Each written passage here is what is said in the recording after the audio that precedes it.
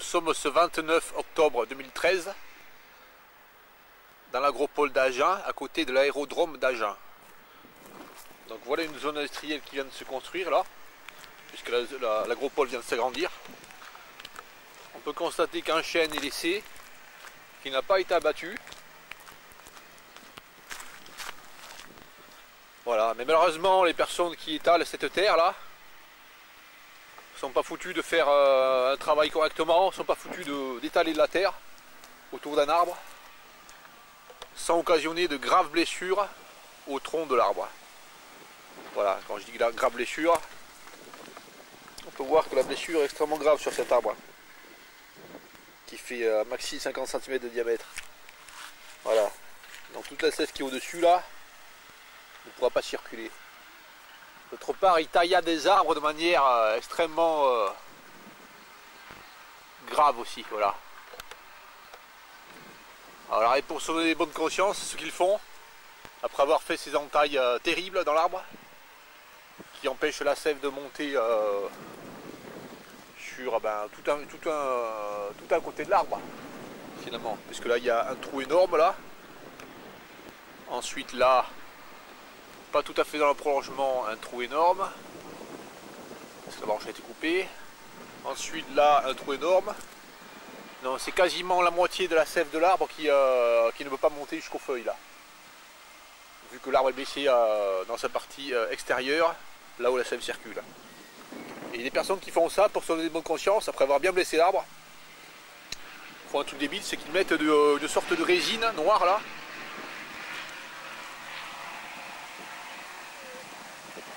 Dont le jardinier qui parle chez France Inter dit que cette résine, d'après un scientifique, n'a aucune efficacité n'a jamais montré son efficacité pour lutter contre les invasions de champignons qui font que l'arbre devient pourri. Voilà, donc il se donne la bonne conscience en mettant cette résine, mais en fait ça sert à rien. Oui, là aussi il y a des grosses blessures là aussi. Là aussi on voit des grosses blessures avec de la résine. Là aussi sur cette branche aussi, pareil. L'arbre est vraiment très très blessé. À plein d'endroits. Ça c'est quelque chose de général, c'est pas uniquement ici. C'est beaucoup d'arbres sont comme ça. Voilà. Voilà ce 29 octobre 2013. Comment sont les haies naturelles en bordure de l'aérodrome de Agen. Donc on peut voir que c'est très joli, ce sont des pruneliers. Donc ça poussait tout seul, hein. Personne ne l'a semé. Voilà, voilà comment sont les bordures naturelles de clôture. Quand un semis n'est fait, quand rien n'est fait, quand c'est laissé naturel. Voilà. C'est très joli. Voilà. Et en plus, c'est tellement épineux que personne ne peut rentrer sur le terrain. Voilà.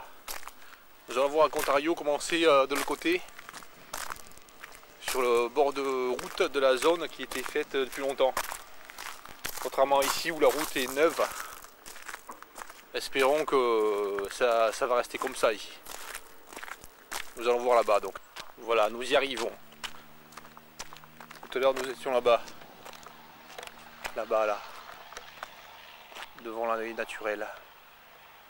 Là nous sommes ici. Alors voilà comment sont gérés, entre guillemets, le bord des zones industrielles, ici. Des rochers blancs, là, de calcaire. Et ensuite des plantes. Celle-là, là. Des espèces de toiles en plastique. Des fossés profonds. Hein. Ça fait presque 2 mètres de profondeur. 2 mètres de large. Voilà, des fossés. Du plastoc. Des trous dans le plastoc. Et des plantes de toutes sortes. Mais surtout pas des plantes autochtones. Voilà, c'est là. C'est là. C'est là. C'est là. C'est là. Bon voilà, mais c'est pas plus joli que du prunelier. Hein. Voilà. Voilà la misère.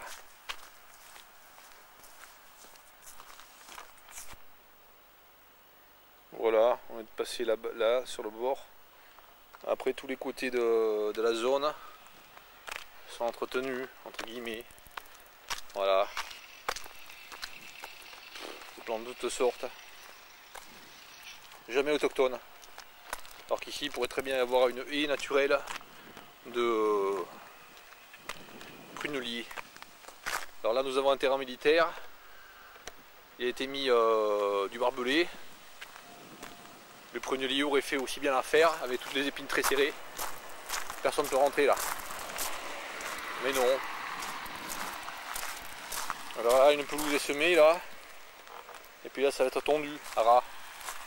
Ainsi c'était un entretien énorme et coûteux.